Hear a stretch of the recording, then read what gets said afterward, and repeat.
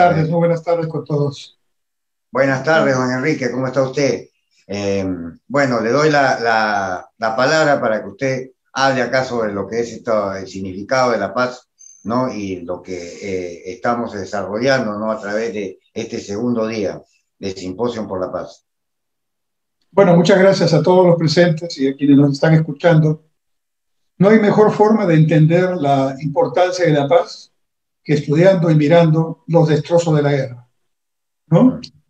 Recordemos que el mundo ha tenido, lamentablemente, en el siglo XX, dos guerras mundiales muy cercanas, muy cercanas. La Primera Guerra Mundial se dio a principios del siglo XX y la segunda casi a mediados.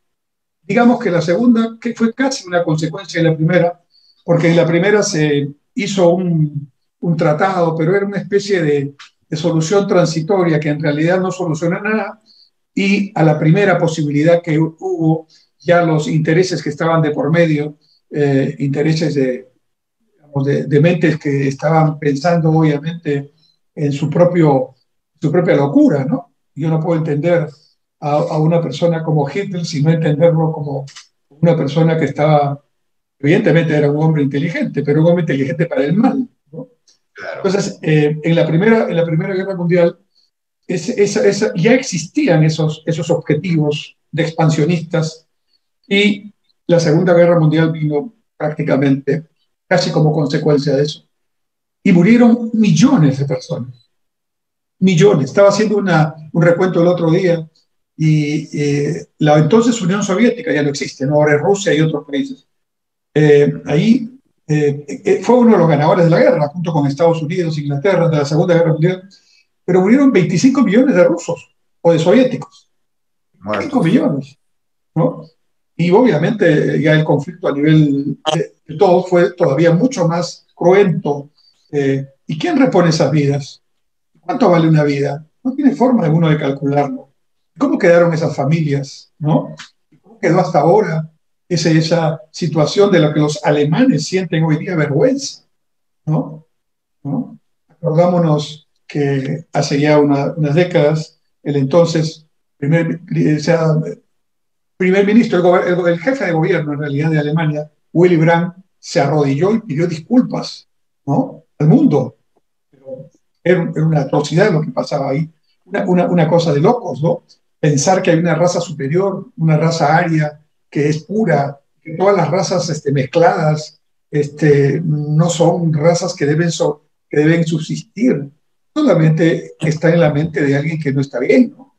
Que está mirando como una vitrina que si se analiza desde el punto de vista de diferentes disciplinas, pues tiene que ser entendido como un sociópata y otras cosas más. Pero lo Claro. concreto es que la guerra generó muchísima muerte, muchísimo sufrimiento, mucha desintegración de familias, ¿no? Y las dos guerras mundiales que ha tenido la humanidad cercanas, porque siempre han habido guerras, lamentablemente, ¿no? Estas dos guerras contemporáneas, digamos, han ocurrido en el mismo lugar. No es casualidad eso. Las dos surgieron en Europa y las dos surgieron en lo que son la zona de los Balcanes. Por lo menos Ya. ahí empezaron, ¿no? Y lo que tenemos hoy día es una amenaza de un conflicto que puede tener una escala mayor, pero una guerra cruenta. Y ya implica también cerca de entre 5 millones, se calcula, los, digamos, ciudadanos de Croacia que han tenido que salir, ¿no? De Ucrania, perdón, que han tenido que salir de su país para poder salvar sus vidas, mujeres, niños.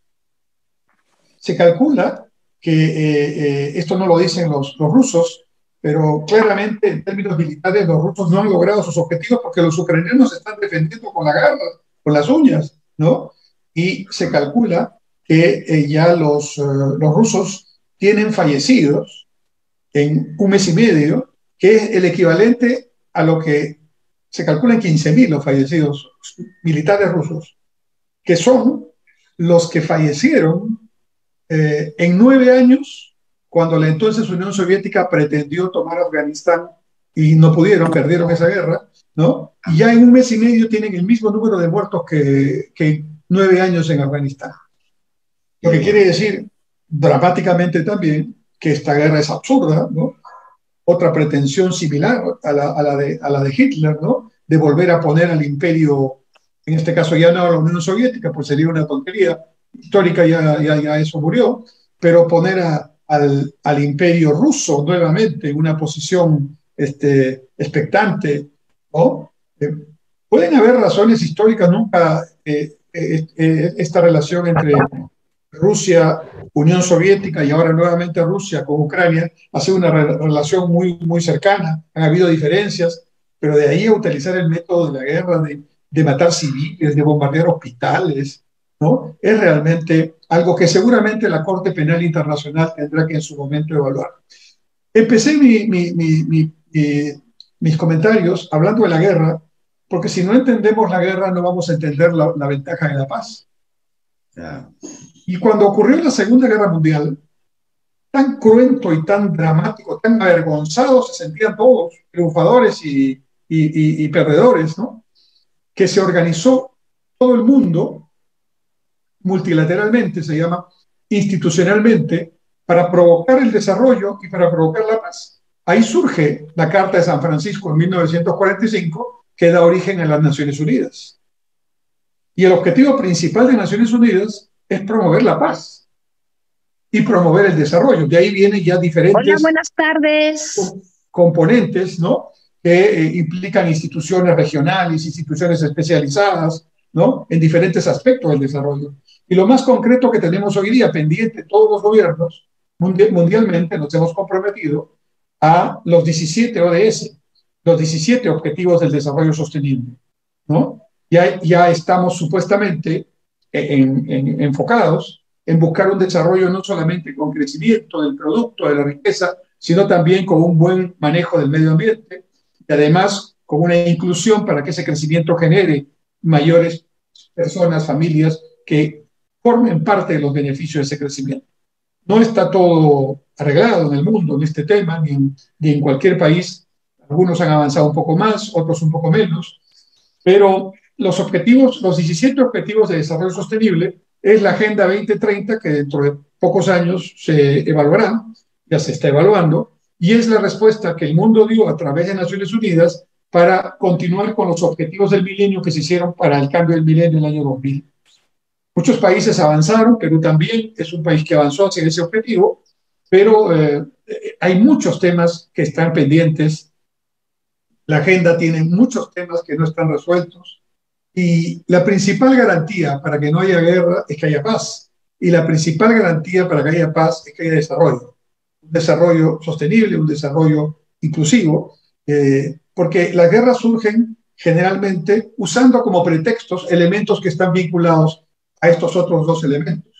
Entonces, yo creo que ahí hay un esfuerzo adicional que tiene que hacer el mundo, todos, desde nuestra perspectiva, desde lo que hacemos, para crear, en primer lugar, una conciencia a favor de la paz.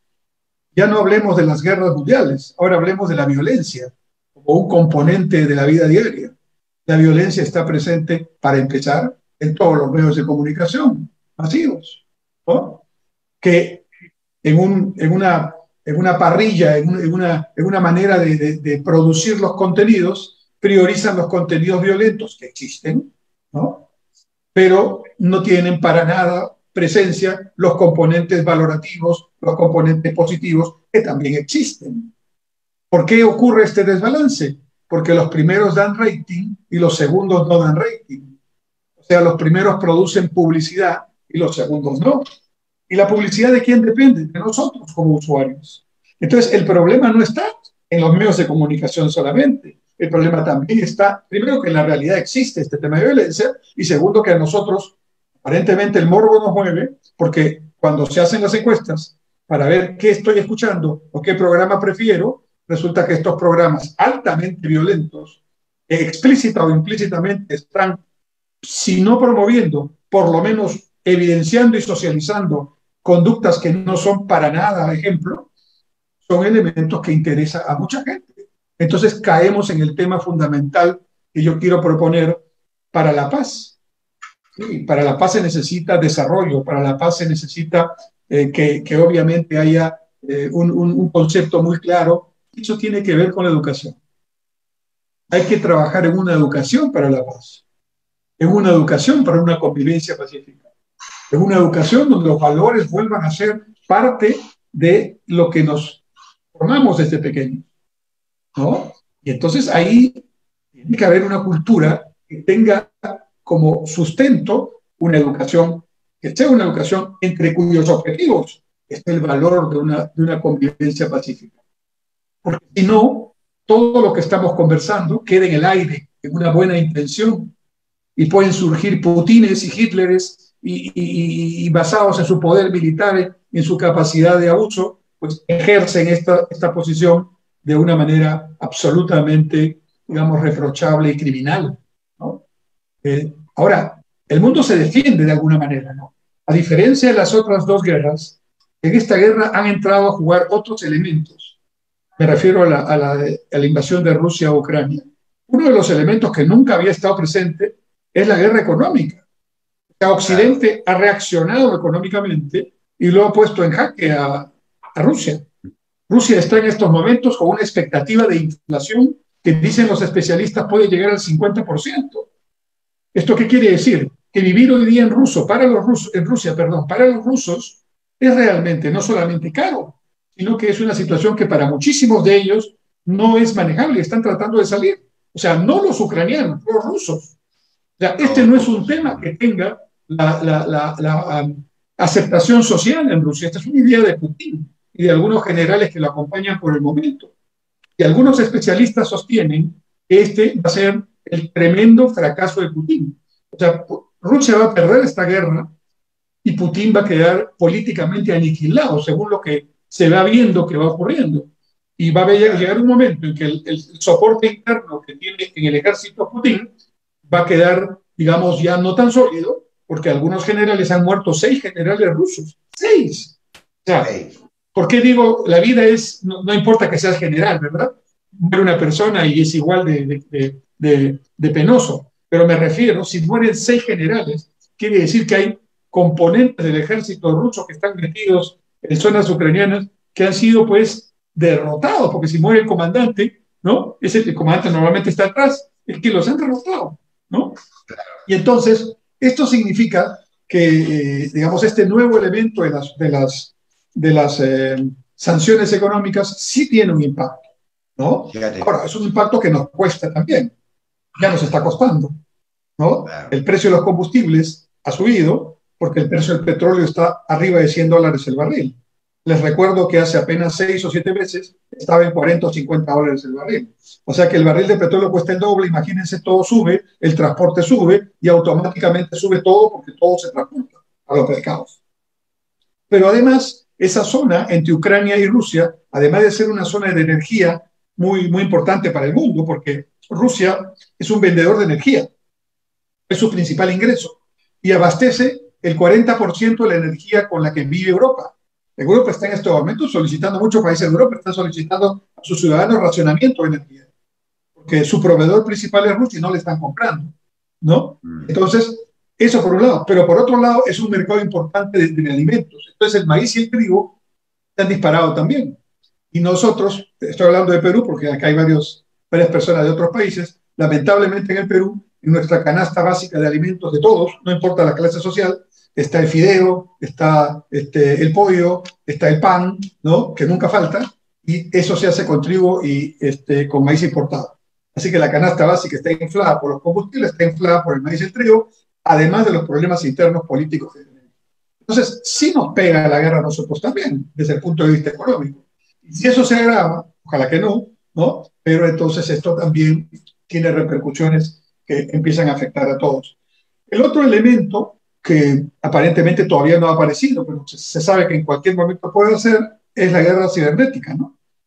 Están en estos momentos todos muy preocupados porque los ataques rusos cibernéticos, es decir, entrar, por ejemplo, a la central de inteligencia norteamericana o a la central que maneja los ferrocarriles y hackearle todo su sistema de inteligencia, todo su cerebro, ¿no? Y consecuentemente paralizar actividades importantes en otro país. Ese es el nuevo elemento también. O sea, todos se están preparando para defenderse de esta situación. volviendo a lo importante, creo que, y con esto quisiera terminar, que si no enfocamos el tema en la educación, si no enfocamos el tema en retomar los valores, para que desde pequeños tengamos claro qué es bueno y qué no es bueno. Eso tiene que estar clarísimamente desde pequeñitos. Y eso, lamentablemente, y por lo menos en el caso de Perú quiero decirlo, hemos retrocedido. Se ha puesto mucha, entre comillas, modernidad pedagógica, ¿no? Es decir, la modernidad en la pedagogía exige, por ejemplo, ejes transversales. Un eje es el eje de los derechos humanos. Muy bien, los derechos humanos están muy bien. Tiene que ver con este tema que estamos conversando. También tiene que ver el respeto a la propiedad. También tiene que ver el respeto al otro, ¿no? Al vecino. También tiene que ver con el respeto a mi cuerpo, que nadie me debe tocar, ¿no? En algunos países, esta cultura de valores está presente. Yo he viajado, como seguramente muchos de ustedes, y en algunos países, en Europa, en el propio Estados Unidos, si a mí me tocan, la persona pide perdón.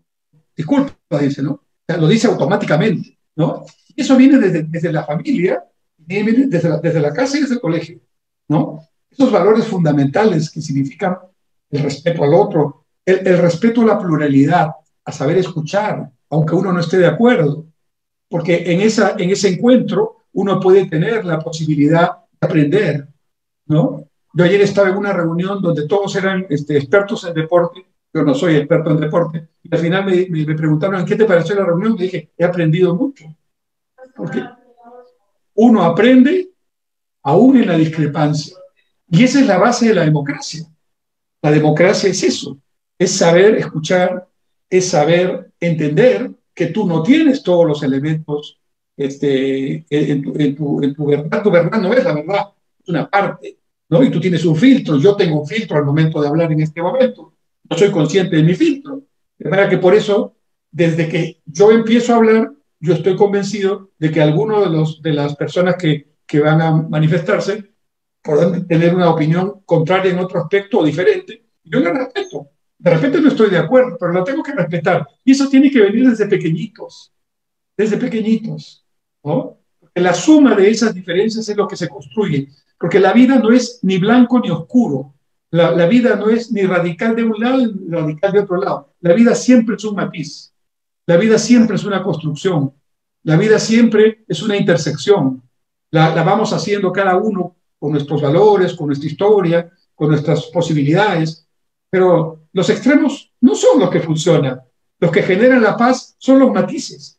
Y yo diría, tanto en lo político, para poder fortalecer democracia, libertades, como en lo económico, para mantener estabilidad, generar empleo, como en lo moral, para tener principios, valores, ética, ¿no? Tenemos que trabajar buscando esos matices, sabiendo que nadie tiene la verdad absoluta. Entonces estos locos o locas, no sé, de diferente ideología que vengan a querer imponernos su pensamiento y más aún imponernos a la fuerza a través de la violencia, es un tema que si una educación en valores fuerte nos ha preparado, sabremos diferenciar, tendremos el pensamiento crítico para decir no estoy de acuerdo y tendremos la opción de decidir qué hacemos para poder manifestar esa opinión nuestra si consideramos que con esa acción estamos ayudando a otras personas, ¿no? Esa es mi posición, ese es mi mensaje. Les agradezco mucho a todos por su paciencia para escucharme y, por supuesto, celebro que estén desarrollando una actividad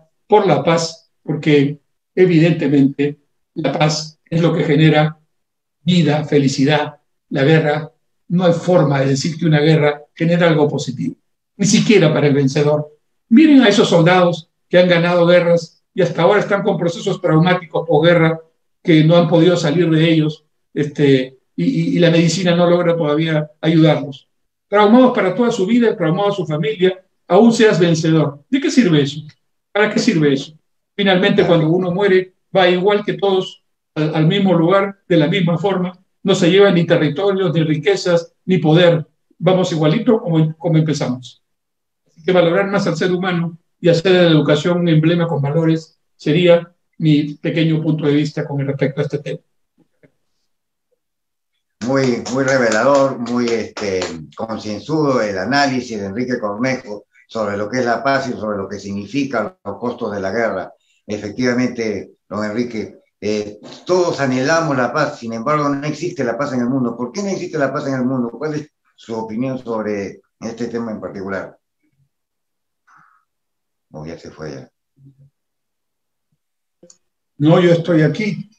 Bueno, ¿qué Ah. me dijiste? ¿Cómo es que? Si todos anhelamos la paz, ¿por qué no la hay la paz en el mundo? Porque el espíritu humano tiene pues ese egoísmo implícito, ¿no? Empecemos con el propio relato bíblico, ¿no? ¿No? Caín y Abel, ¿no? O sea, ¿cómo lo explicamos? Ahí está la violencia puesta desde el arranque, ¿no? Desde Eh, los genes. durante toda la vida de la humanidad, antes de la época moderna, han sido guerras cruentas. Incluso en nombre de la religión, en nombre de Dios, se ha combatido y se ha matado, ¿no? Y aún hay todavía radicales que piensan de esa forma. Allí hay países en el Asia donde tienen esos pensamientos radicales. En India mataron a todos los Gandhi, ¿no? Porque las sectas que hay ahí de tipo radical religioso consideran que eso es algo positivo para lograr su objetivo religioso, ¿no? Que tiene consecuencias políticas. O sea, está en la humanidad. El bien y el mal está presente y yo creo que el asunto es que tenemos un cerebro y una capacidad para discernir qué es lo que nos hace diferentes de otras especies, ¿verdad? Y esa capacidad la tenemos que saber aprovechar, ¿no? Y como en las artes marciales, ¿no? A más conocimiento, a más edad, a más experiencia, más sabiduría para manejar las cosas de una mejor manera. Todos hemos sido jóvenes y cuando hemos sido jóvenes hemos cometido errores y hemos tenido los ímpetus que tienen también nuestros hijos, nuestros nietos. El asunto es que eso hay que encauzarlo, hay que conversarlo, hay que ayudar a las nuevas generaciones a no bajar el ímpetu, porque el ímpetu juvenil siempre se quedará a cambiar al mundo, pero que eso no se haga sobre la base del abuso, de la violencia, de la discriminación. En Perú, mucho de la violencia se genera porque seguimos siendo un país machista, ¿no? Hay mucha violencia física en los hogares, acá hay mucho hogar disfuncional, ¿no? Empecemos por ahí. No miremos la guerra entre Ucrania y Rusia, miremos los conflictos internos que se generan en los hogares peruanos, ¿no? Y ahí no hay diferencia de sectores económicos, lo vemos en sectores A, B, C, E, en todos los lados, ¿no? El machismo existe todavía aquí muy fuerte, ¿no? Tenemos la cultura donde supuestamente la mujer tiene unos roles que les asignamos, ¿no? Machistamente, ¿no? Y por eso viene todo lo que se habla con el tema de una mejor participación de la mujer, de la igualdad de género, que sin duda es un tema fundamental, ¿no? Pero hay que reconocer, y tenemos que empezar los hombres a reconocerlo, que todavía hay muchísimo machismo acá, ¿no? Y eso es un tema que forma parte también de la violencia, porque esa violencia doméstica la miran los chicos, los hijos que están en la casa, sufren mucho, pero tienen esa escuela, y todavía se va repitiendo en nuevas generaciones, ¿no? Tenemos que trabajar mucho, mucho en estos temas. Bueno, la palabra de don Enrique Cornejo Ramírez, ¿no? Enriquece este simposio, ¿no? Buscando justamente soluciones y lo que tenemos que hacer partiendo de nuestro hogar, la semilla, ¿no? Inculcar, hacer lo correcto a las nuevas generaciones para desarrollar ese clima de paz poco a poco. Y este es un esfuerzo, una semilla que tanto el que habla, Bernardo, Karen y César estamos haciendo, ¿no? Justamente por la paz mundial en momentos en los cuales hay una guerra de por medio en Europa. Esperemos que no se extienda. Hay negociaciones que están dando una luz al final del túnel, así lo espero, entre Putin y Zelensky, pero ese señor Putin va a ser derrotado por su soberbia, por el abuso que está cometiendo, por los crímenes de guerra que se están suscitando en Ucrania. Bueno, don Enrique, eso sería, ¿no? Una pregunta más, Karen. Puntos. ¿Qué puntos son resaltantes? ¿Qué puntos nos deja, qué experiencias nos deja esto? ¿Qué experiencia nos deja este conflicto? ¿En qué tenemos que cambiar nosotros como seres humanos? Karen me dice, ¿qué tenemos que cambiar como seres humanos? ¿Qué experiencia nos deja este conflicto de Rusia y Ucrania? Lo que estamos viviendo, la historia de la humanidad, llena de conflictos, llena de intereses creados, de abusos de poder. Esa es la pregunta final que le hace Karen a usted, a Enrique. No, yo sigo pensando que tenemos que repensar la educación en todo ámbito. en el ámbito de la casa, en el ámbito del colegio, desde pequeños, y mirar los ejemplos, mirar los casos de los países, ¿no?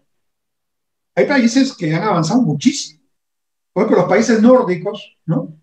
Son países donde, digamos, la participación a nivel político es casi total, ¿no? Donde las libertades son casi totales, ¿no? Y donde además se generan una serie de circunstancias donde la participación obliga a una responsabilidad. Entonces, si yo ya soy responsable, yo no puedo portarme pues, como un adolescente que no entiende, que le da una pataleta, ¿no? Pero ¿qué pasa? Si surgen, porque van a surgir, tipos como Putin, porque Putin no es cualquier persona, que no es un loquito que no. Él se ha formado desde hace muchísimo tiempo, él es un hombre de inteligencia, él fue un hombre de la KGB, en la Unión Soviética comunista, ¿no? Entonces él está formado para atacar al otro aplastando, ¿no? Y él es el nuevo Stalin, ¿no? En la revolución bolchevique, Lenin fue el ideólogo, el que quería generar, digamos, la República de los Trabajadores, ¿no? Pero en realidad Stalin fue el que logró avanzar a la Unión Soviética hacia el máximo poderío, militar incluso, pero matando a quien se oponía. Así es. Era un dictador, pero feroz, ¿no? Y yo creo que Putin pretende ser el Stalin de este siglo, ¿no? Y eso no hay que permitírselo, porque la diferencia de este tiempo a lo que ocurría hace 50 o 60 años es que lo que ocurre en cualquier lado del mundo nos afecta a todos. Lo que Stalin hizo también afectó al mundo, pero de una manera un poco más, vamos a decir, ralentizada, un poco más, digamos, suave, entre comillas, ¿no? Pero lo que afecta, digamos, lo que ocurre hoy día en cualquier lado del mundo, bueno o malo, afecta inmediatamente al resto del mundo. Miren lo que les he comentado de los precios, ¿no? Y entonces, ya eso no se puede permitir. No se puede permitir. Y claro, los responsables de los gobiernos tienen que mantener muy equilibrado su decisión, porque un paso en falso de cualquiera de los lados y estamos ya en un tema nuclear. Y un tema nuclear es un pierde-pierde. Claro. ¿No? Ya sería pues el holocausto adelantado, ¿no? Entonces, tenemos que tener mucha seriedad aquí, pero la enseñanza es que no basta tener instituciones multilaterales, ONU, Naciones Unidas para el Desarrollo, y todo lo que tenemos, ¿no? UNESCO, UNICEF, eso está muy bien, ¿no? Pero hay que entrar en los corazones, hay que entrar en las personas, y eso ya no lo hace una norma, una institución, eso lo hace la educación. Por eso empezamos y terminamos con el tema educativo. Ese sería mi punto. Me preguntas, ¿cuál es la reflexión? Educación.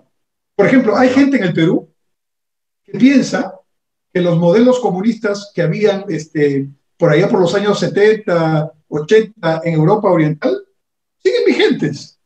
Y eso no está vigente ya, eso ya terminó. Eso ya, claro. Gorbachov fue el que se dio cuenta de eso. ¿Y por qué sigue pensando alguna gente eso aquí? Porque no lee, porque no estudia, porque no pregunta, porque no visita. Ahora no hay que visitar físicamente, hay que entrar a Google. Yo no entro a todos lados, lee, ahí tiene historia de la buena y de la mala, tiene todo. O sea, el que es ignorante, en el estricto sentido de la palabra, no peyorativo, el que es ignorante hoy en día es por su culpa, porque hoy día tiene muchísima información si quiere digamos, enterarse de lo que está sucediendo. Entonces, en este momento, improvisar, no estudiar, no leer, no preocuparse por los temas, es como un hándicap que se le da a la mediocridad y a todo lo que significa luego lo que puede ocurrir con eso. De manera tal que la principal obligación, insisto, no parezca terco, es fortalecer la educación. Fortalecer la educación, revisar los contenidos. Yo les hago una pregunta, la hago siempre que me toco este tema. Yo ya no tengo hijos en edad escolar, pero sí tengo nietos, ¿no? Y yo he empezado a revisar los programas educativos oficiales. Y no saben ustedes la sorpresa que se van a llevar de lo que dicen esos programas, ¿no? Entonces, interesarse como padres, como abuelos, como tutores, ¿no? Por lo que les enseñan a nuestros hijos, a nuestros nietos, ¿no? Interesarse, eso es tomar una posición, ¿no? Para ver qué están teniendo estos niñitos como elementos de formación. ¿Cómo los estamos ayudando desde la casa para complementar? Porque todo no es el colegio. La casa tiene que ser ¿Cómo es eso que me enseñan una cosa en el colegio y luego voy a la casa y lo encuentro al revés, el valor que me han enseñado ahí? ¿Cómo es eso? Entonces el niño tiene que tomar una decisión, ¿no? O sea, ¿es esto o es esto? No puede ser los dos a la vez. El niño ya empieza a pensar con esa capacidad. Entonces, hay un tema, digamos, bien interesante que hay que reflexionar. Y quizás las redes sociales, la digitalización, la transformación digital, puede ser, curiosamente, no un problema, sino una posibilidad para entrarle a este tema educativo de una manera violenta, porque saben una cosa, para dejar una idea positiva. Tal vez alguno de ustedes ha pensado cuando ha hablado de educación, sí, pero eso va a tomar mucho tiempo, ¿no? Porque siempre hemos dicho, la educación cambia, pero a través de muchas generaciones. Eso ya pasó. Está demostrado científicamente que una generación completa puede cambiar en 5 años ahora. Entre 5 y 10 años. 5 años por la velocidad de la tecnología. Imagínense ustedes, estos aparatitos que todos tenemos, ¿no es cierto? Estos aparatitos que todos tenemos son tecnología 4G y ya está la tecnología 5G. ¿Saben lo que significa eso? Que la 5G va a ser 100 veces más velocidad que esto, que lo que tenemos ahora. 100 veces más. Y eso no es nada. Ya también está avanzando la computación cuántica. Bueno, más o menos, significa así. La computación que ahora tenemos es la normal, del 0, 1, 1, 0, 0, 1, 1, 0, pero 1 o 0. La computación cuántica es 1, 0 simultáneamente a la n. ¿Saben lo que significa eso? Significa que vamos a volar. En el siglo XXI se va a completar la cartografía del cerebro. ¿Saben qué conocemos mundialmente del cerebro? Solo conocemos las neuronas del cerebro de una lagartija. Eso es lo que conocemos. Y el cerebro de una lagartija tiene miles de neuronas, pero 10 años se demoraron los científicos en completar el mapa del cerebro de una lagartija. El mapa del cerebro humano tiene millones de conexiones neuronales, sinapsis y todo eso, millones, ¿no? Pero ahora con la computación actual no lo hacemos. Pero con la cuántica, que ya hay, por si acaso, ya hay modelos de cuántica que están trabajándose en prototipo, estas velocidades van a ser increíbles. Entonces, ahí viene el tema. ¿Para qué nos sirve esa tecnología? Para decir, uy, qué bonito, qué bárbaro, no, no, para revolucionar también la educación. Y en lugar de esperar que cambie durante 15 años, la educación la cambiamos en 5 o 10 años, pero trabajando desde la base, ¿no? Trabajando con los maestros. También mi madre fue maestra, ¿no? Y yo llevo la educación en la vena, y por eso es que mi conclusión es esa. Muchas gracias. Muy bien, Enrique, ha sido un gusto, un honor tenerlo acá en este Simposio por la Paz, dándonos soluciones reveladoras sobre lo que es el significado de la paz a través de estas dos guerras mundiales y este conflicto entre Rusia y Ucrania, y cómo se puede mejorar desde ahora, tanto en el hogar como en la sociedad, mediante la educación, una cultura por la paz. Ha sido un gusto tenerlo, don Enrique. ¿Deseas hacer una pregunta? Igualmente, igualmente para mí. Muchas gracias y éxito con todas las participaciones.